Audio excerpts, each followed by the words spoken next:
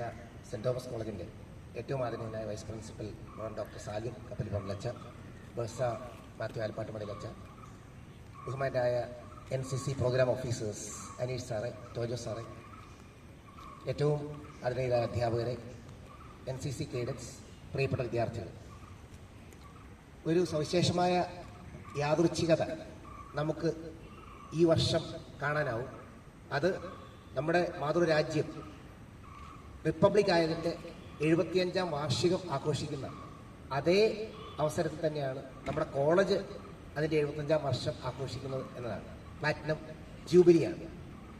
നമുക്ക് തീർച്ചയായിട്ടും ഇക്കാര്യത്തിൽ അഭിമാനിക്കാം.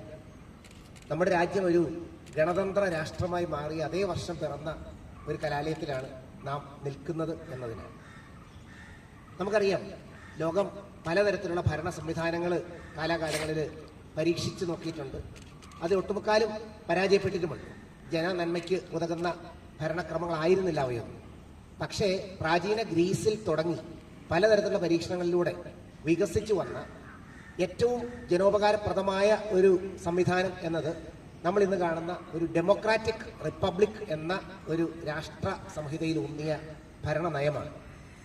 അത് നാം സ്വതന്ത്രമാകുന്ന വേളയിൽ 1947 മുൻപ് തന്നെ നമ്മുടെ ഭരണഘടനാ വിധാതാക്കൾ സംവിധാനം ചെയ്ത് കൊണ്ടുവന്ന് ഭരണഘടന അതിൻ്റെ പൂർണ്ണ രൂപത്തിലെത്തി നാം ഒരു റിപ്പബ്ലിക്കായിട്ട് മാറുന്നത് 1950-ലാണ്. നമുക്കറിയാം, ജനുവരി 26. റിപ്പബ്ലിക് എന്ന വാക്കിനെക്കുറിച്ച് ഒരുപക്ഷെ എല്ലാവർക്കും കൃത്യമായിട്ട് ധാരണയുണ്ടോ എന്ന് എനിക്ക് അറിഞ്ഞുകൂടാ. റിപ്പബ്ലിക് എന്ന വാക്ക് ഒരു elected head of the state ഉള്ള ഒരു രാഷ്ട്രത്തെയാണ് കുറിക്കുന്നത്.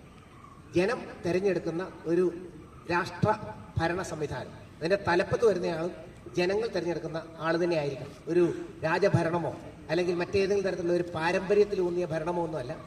ആ രാഷ്ട്രത്തിലെ ജനങ്ങൾ തിരഞ്ഞെടുക്കുന്ന ഒരു വ്യക്തിയായിരിക്കും ആ സംവിധാനത്തിൻ്റെ തലപ്പത്ത് വരിക.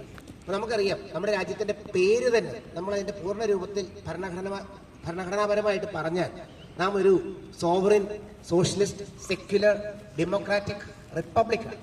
ഈ പറഞ്ഞ വാക്കുകളിൽ നമ്മുടെ രാജ്യത്തിൻ്റെ എല്ലാ സവിശേഷതകളും അടങ്ങിയിട്ടുണ്ട്. നമ്മളൊരു സ്വതന്ത്ര പരമാധികാര രാഷ്ട്രമാണ്, സമത്വാധിഷ്ഠിത രാഷ്ട്രമാണ്, മതേതര രാഷ്ട്രമാണ്.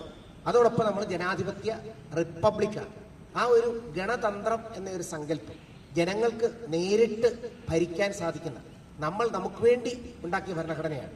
നമ്മൾ തന്നെ ഭരിക്കുന്ന ഒരു സംവിധാനമാണ്. അതിൻ്റെ 75ാം വാർഷികമാണ് നാം ആഘോഷിക്കുന്നത്.